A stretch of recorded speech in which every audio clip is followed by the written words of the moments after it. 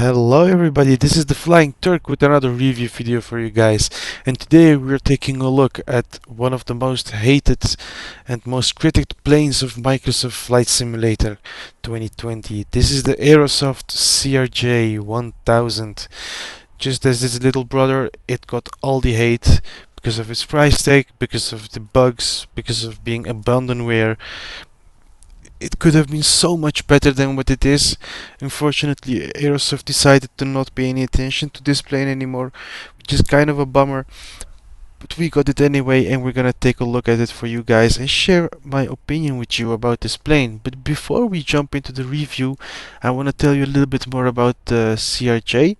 The CRJ1000 is part of Bombardier's CRJ series. It's recognized for its extended capacity and fuel efficiency, well, at least in the real world,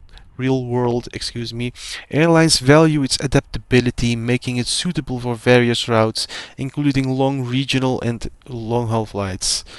Well, I wouldn't call it a long hauler, but like if you look at regional routes, yeah, it can cover quite some distance for what it is. It can carry quite a lot of passengers due to its extended body, as you can see. Let me aim the camera for you. This is extremely long fuselage for the plane that it is. The 550 and the 700 remind me a lot of the Global 6000, the private jet. This one, definitely not anymore. The fuselage just gives it away that it's a passenger plane and it's not like a private jet in any means. It still has the looks, like if you go here, look only at the back part, yeah, you could confuse it for a private plane, but damn, look at this nose, it's extremely long. Let's say I love it for this only because the nose is long, how it's angled to the front, or the front is angled a little bit down. Let's say I love it. We have it in the Iberia livery, as you can see, Iberia Nostrum. This is their regional jet that they operate in and around Spain. And by the way, if you're curious, we are at Inibil's Ibiza airport. Lovely scenery, guys, lovely. Extremely well detailed. Only we have some some minor problems as usual. The usual Microsoft Flight Simulator 2020 shenanigans, which will hopefully be fixed in 2024. Anyways, let's look at our plane again. Here we have it. And just as the other one, we will take a look around the plane quickly before we jump inside. The lowest landing gear is exactly the same as the 550 and the 700. Nothing has changed here, only it's moved quite a bit more to the front. Nose landing gear bay, same story. Biter tubes to the front, windshield wipers panelized just as usual. Like I gotta say, the exterior model is not bad. They did a good job with this. It could have been a lot better, of course, but for what it is, I am not complaining. I only wish that the price would be a little bit less than this. But yeah, it gets the job done.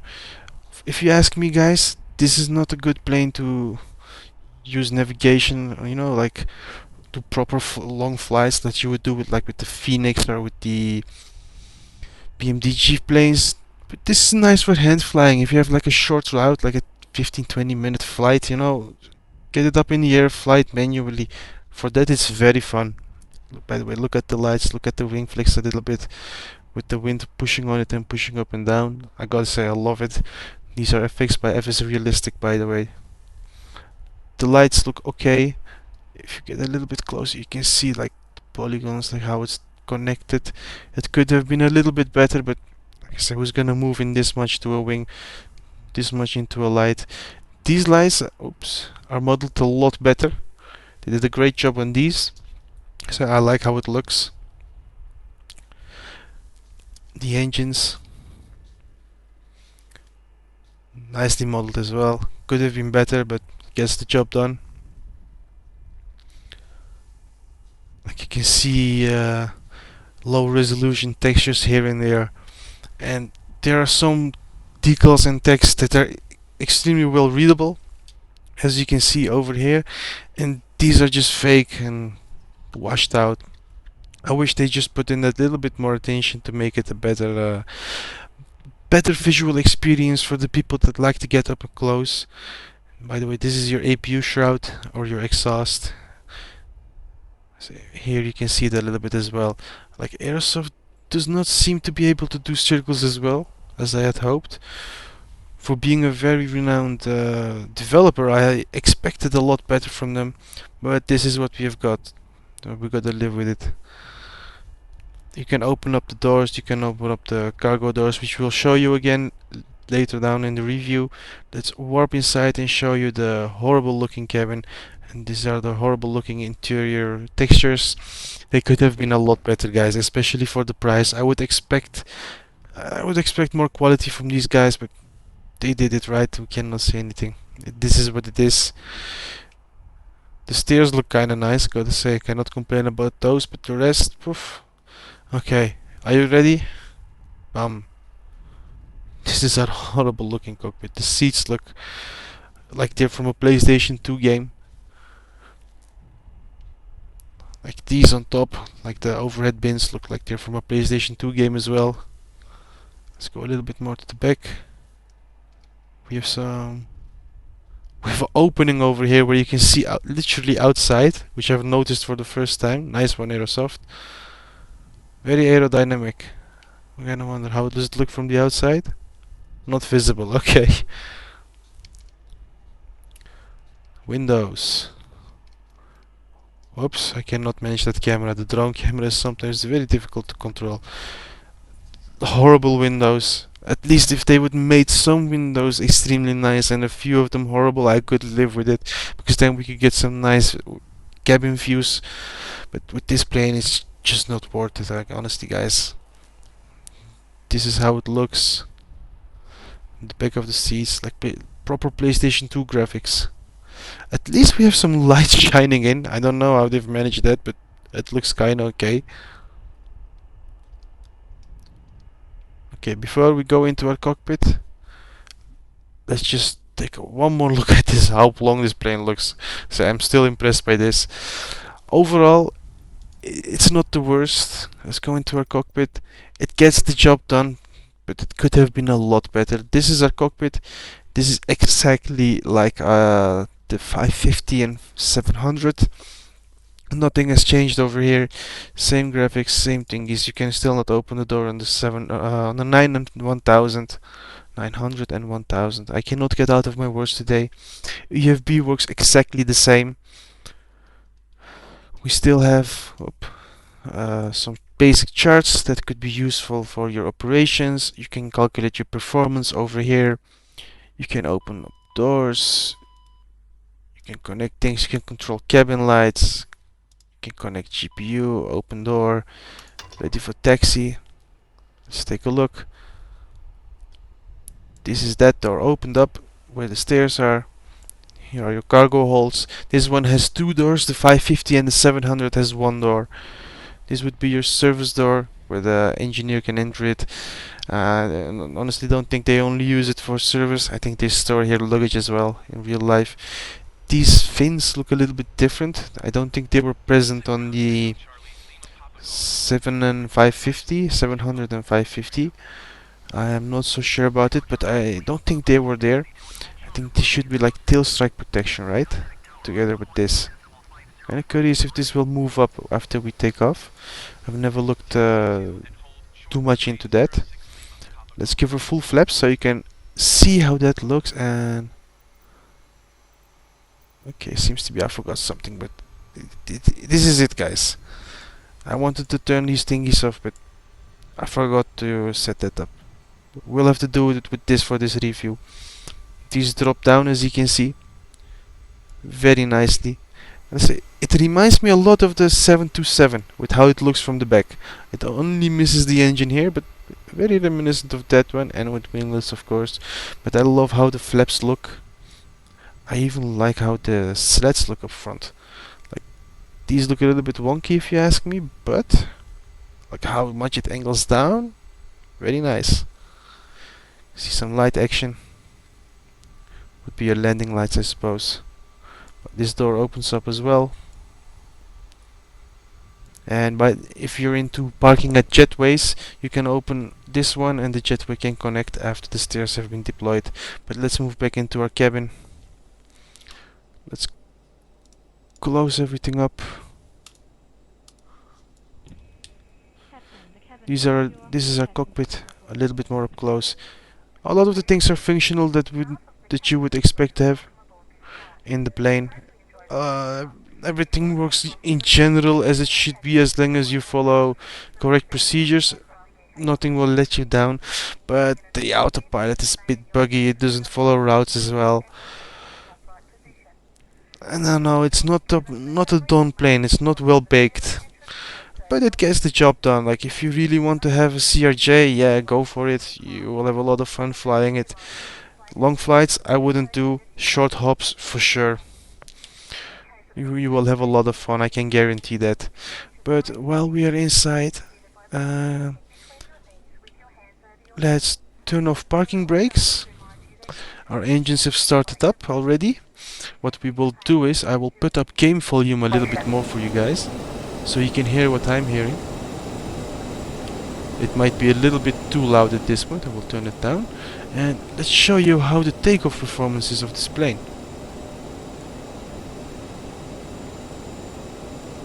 Everything closed? Yeah, everything is closed. Let's give her some more power. One true benefit of the CRJ is that it is the king of ground handling.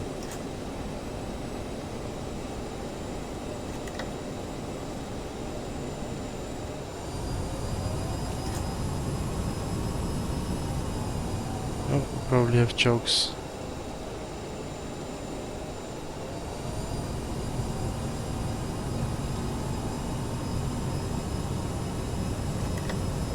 There we go. One more chance to admire the beautiful airport of Ibiza done by Any Builds. Lovely airport.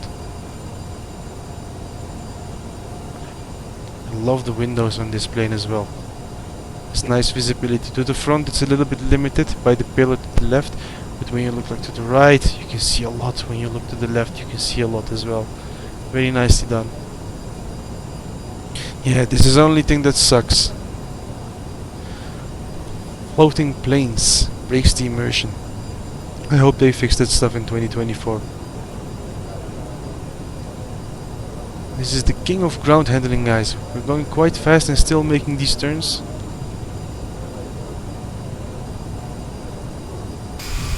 Let's take a look. Get rid of flaps. Flaps 2 should be fine. You can see how fast we're turning. These would be your ailerons. Spoiler action as well. There we go, that would be your spoilers.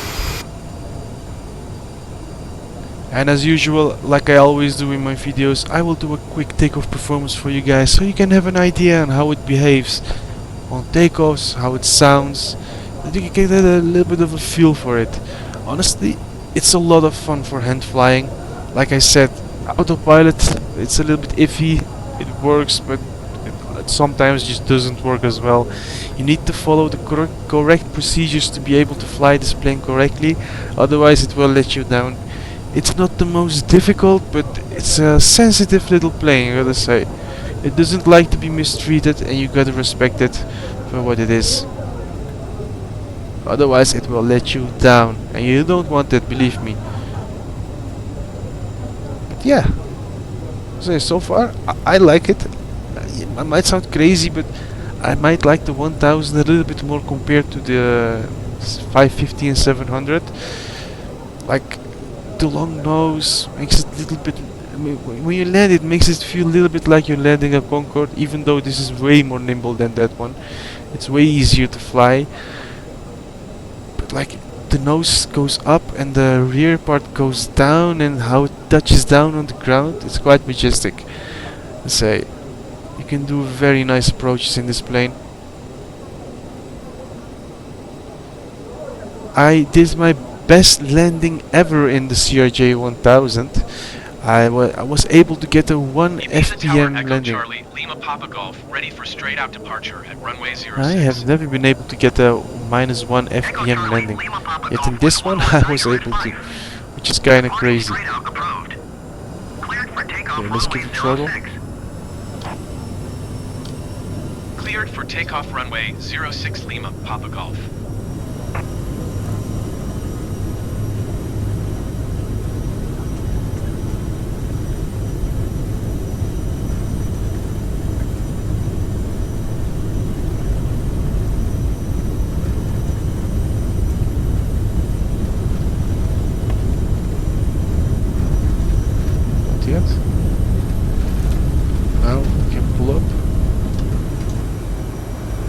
it has taken off. Up there.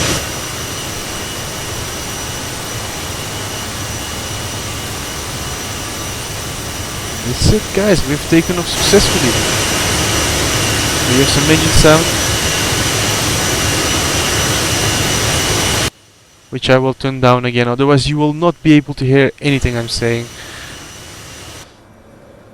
I've learned my lesson from my other review videos. But in general, guys, if you do hand flying, like I said, it's a lovely plane. You will have a lot of fun. You can do some nice landings with it as well. It's easy to land, in my opinion. I only wish that Aerosoft put a lot more love into this plane, because it looks lovely. It handles nice, if you ask me. It has a fun factor is very high. Even though in the real world there are not a lot of airlines operating these planes, you can still do a lot of real ops with it. There are a lot of liveries on flightsim.to, so you would be able to like do some fictional flights as well. I got a nice KLM SkyTeam livery in there, which I very much enjoy. Let's try to do a landing. We're doing an extreme bank angle, but we're gonna try to land back at Ibiza airport.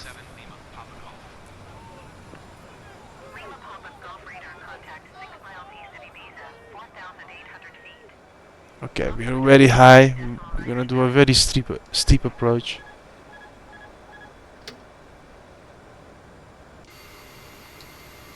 Like this, they would never do in real life, but I just wanna get this plane down.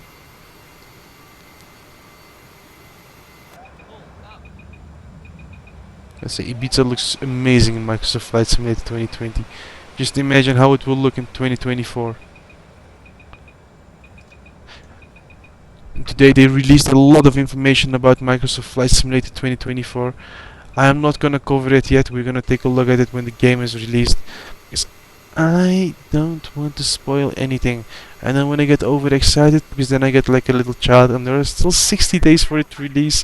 And then we will probably need to download for a day again as well. They stated it would be 50 gigabyte, but I don't believe Microsoft it will be a lot more. Okay, let's try to land this bird. Gear is down. Let's get a higher angle of attack.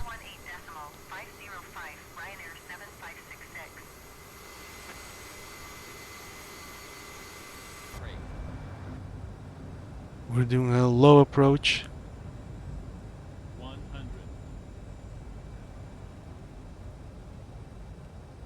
Ooh, we're drifting off.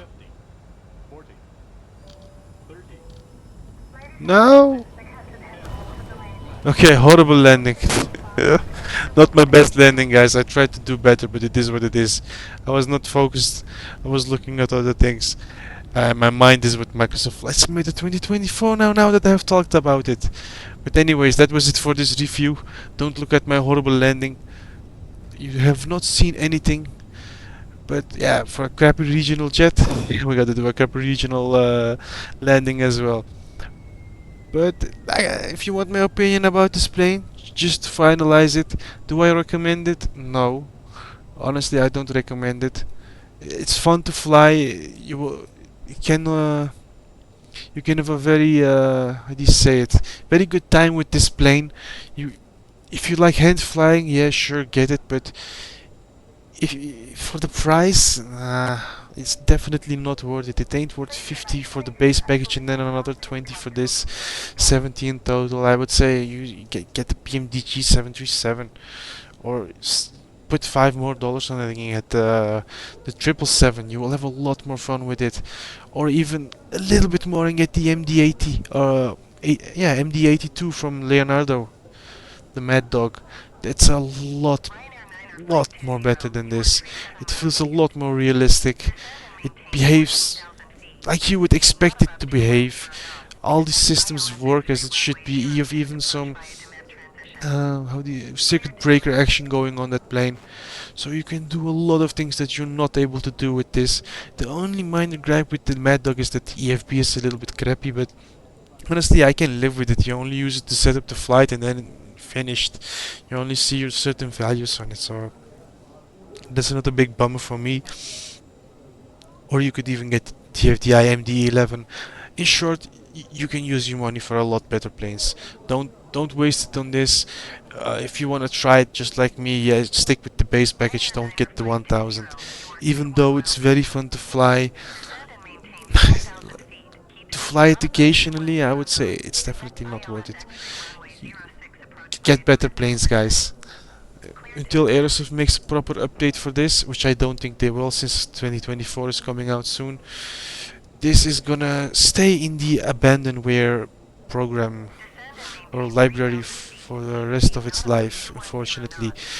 I know a lot of people got disappointed because of that, since there are a lot of CRJ lovers around, but it is what it is, guys.